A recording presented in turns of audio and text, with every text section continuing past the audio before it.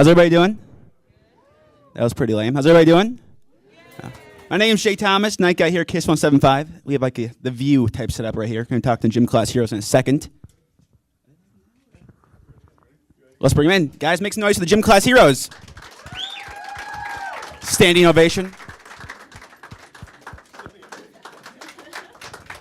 Keep it going. Keep it clapping. There we go.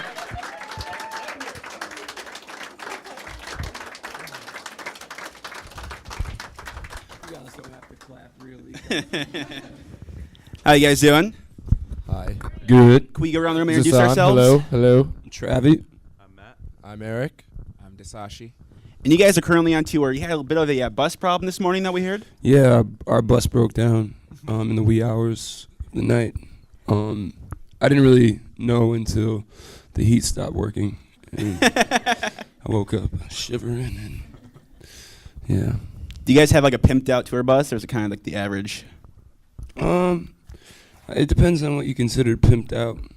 Plasma TVs? Yeah. Jacuzzi? No jacuzzi. Anything different than other tour buses? Not really. No, it's a pretty standard tour bus. It's a nice one, though. You guys have been doing this now for like 15 years. Is it an upgrade from like your first means Well, of getting around? yeah. I mean, a 15-passenger van and a bus. It's like a, it's I don't know. I don't know what to compare it to. I guess it's like a moped and a Lamborghini.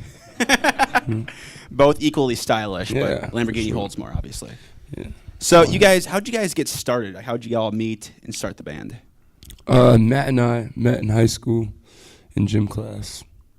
There it is. Yeah. And we were really, really good at ping pong. And I'm serious. And we still are, actually. And I think that we bonded over music and ping pong, which is going to be the title of our autobiographical movie, which will be coming out in a couple years. Music and ping pong. I like it. Sounds awesome. Yeah. And I was actually playing drums in a punk band, and he was playing drums in a band as well. And we just started talking. We didn't participate in gym class whatsoever. So we kind of spent gym class talking about music and our dream drum kits and our favorite drummers and stuff. And we ended up playing a mutual friend's birthday party, both of our bands, and their band didn't have a singer, so I kind of stepped to the plate and took a place of their non-existent singer, and Gym Class Heroes was born. And then later on, we added Dasashi and Eric to the roster, and Gym Class Heroes was complete. What's been the biggest change in the music industry since you guys started to now? Because you guys have been doing this for a long time, obviously. The internet. In a good way, though, or a bad way? Everything's free now. Both ways. I guess in a good way and a bad way. In a good way, I guess we wouldn't have gotten signed if it wasn't for the internet, and we wouldn't have gotten the exposure and whatnot. We early on we took advantage of websites like mp3.com and Pure Volume and websites that let you upload your music. You know what I mean? I guess in a bad way, obviously illegal downloading doesn't Right. really do anything for your bank account, but it's not all about money at the end of the day. We just wanted to get out of our shitty little town and see what the world had to offer. So when we signed with Fubar Ramen, basically all we didn't ask for a ton of money. We just wanted a van and some tour dates, and that's what they gave us. And now look at you. Yeah. So where are you guys a lot from? of hard work. Where are you guys from? We're all originally from upstate New York, Okay. different areas of upstate New York. Matt and I we grew up in the same town, Geneva. Yeah, I'm from around Cooperstown, where the Baseball Hall of Fame is. It's really boring. I'm from Ithaca, New York. It's like an hour away from Syracuse. That's actually where I met those guys originally, playing some shows with my old band. So, Do your old bands ever text you and be like, hey, we're still here. Thanks for leaving us behind? Well, they kind of left us behind in a sense, you know what I mean? But our old guitarist is actually in a band called Rah Rah Riot and doing really well. They're really, really good actually. Our bass player, I'm not sure what he's doing. I don't know either. He's missing. He's a great dude though, you know, and I think like even just playing in a band with those guys kind of made me the type of musician that I am today, you know. So I think those guys do deserve a lot of credit. They made me a microphone holder. For me, Gym Class Heroes is my old band though. It's like kind of my first band and my only band, so it's kind of always been the priority. Is it fun to go back home and kind of be like, hey, we're still rocking? It's I know for Travis it's probably not. I've tended to always have a lot more anonymity than that, so I can go back home and not really get hounded too bad, but it's cool. You kind of get the same like 5 annoying questions, you know, and people have their own perceptions of what your life is like it's been magically transformed to this like, you know, Hollywood kind of thing. Right. But I mean really I think we're the same 4 people that we were when we were living there, so One of those questions is, "Where's your Lamborghini, man?" I'll cross that one off the list for that later on then. We get that one all the time. Since you guys, Like, where's your hot car? since you guys are all like close friends, you guys kind of keep each other grounded, would you say? Because you guys are very chill dudes, you know, for having as much success as you do. Do you think that's because you guys are all best friends? You kind of keep each other level-headed? I think, yeah, definitely. I think when, you know, we're kind of in suspended animation when we're not on stage. You know, we spend most of our time on this kind of moving aquarium, you know what I mean? And we get to look out the windows and see everything go by. And then, you know, the rest of the time is spent either doing press or you know, playing the show. So, needless to say, we spend a lot of time together, you know what I mean? So, I think that bond is kind of unbreakable in a sense, and I think at the same time, I think, you know, when any of us is kind of down or in the dumps, you know, those spidey senses kick in, and, you know, we're brothers at the end of the day. You know, we've been, you know, doing this for so long. I think we kind of know when, you know, we need to step in for the sake of, you know, keeping each other mentally stable and well, you know. I don't know what I'm talking about.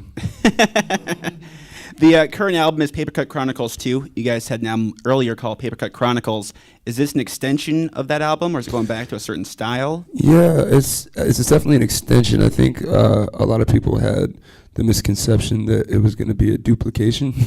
Right. And I guess for the sake of, you know, the consumer and our fans, we would never want to make the same record twice, you know. In calling this album the Papercut Chronicles 2, we just kind of wanted to go back to, you know, the innocence and the naivety that we had writing that first record. We were definitely soul searching, you know, for a sound, and I think we still are, in a sense. But I guess that's kind of what makes Gym Class Heroes, you know.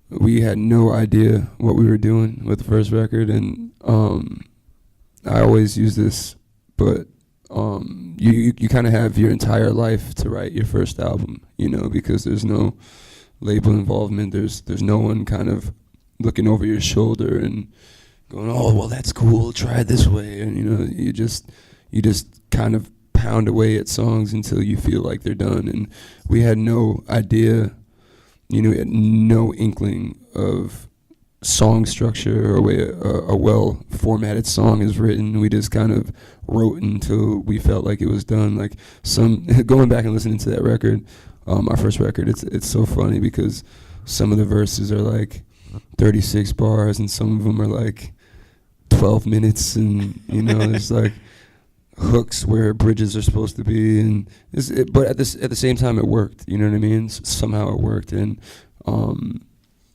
without that album, you know, we wouldn't be where we're at. You know, so in a sense, it's kind of paying homage to that record, and that record was definitely one that you know, we feel like our fans connected with a lot, and it's kind of dark musically and lyrically. It's really, really introspective. You know, it's kind of like a peep into my life at the time, and there's a lot of crazy stuff going on in my life at, you know, around the time we were writing this record, and I was working like 4 jobs to you know, pay for my music habits and other bad habits, and you know, the album kind of chronicles all that stuff, and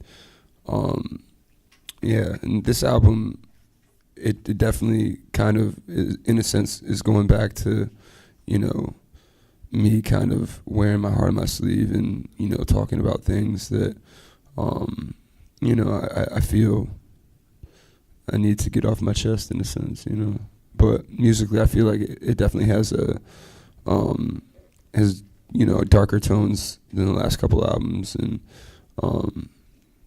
but at the same time, you know, there's songs like Stereo Hearts and you know, Ass Back Home that kind of jump out at you, and that are definitely doing really, really well, and in a sense, kind of forcing people to pay attention to this album, which was the plan. What is the writing process like for you guys? Like, do you lock yourself in the studio and be like, okay, for the next 3 hours we're writing, or could it be, you know, after you leave here, inspiration hits and you go in like a mobile studio or something like that? I think it varied for this album. Some songs we had initial skeletons and we would go into the studio with that and just build it up. Other stuff we would sit in a room and just jam ideas off each other for a while and see what connected with us. And we kind of like, I think like in doing this album, we try to take just even the writing process back to the Papercut Chronicles one, like, you know, just sitting in a room and playing our instruments until special things happened. So That's what I like to do. I like to play my instrument until special things happen. Don't we all? I had to do it. Where do you go from that? Let's play the first single off the album. It was Stereo Hearts. I'm sure you guys may have heard of it, so we're gonna play that right now. My heart's a stereo, it beats for you, so listen close. Hear my thoughts in every note.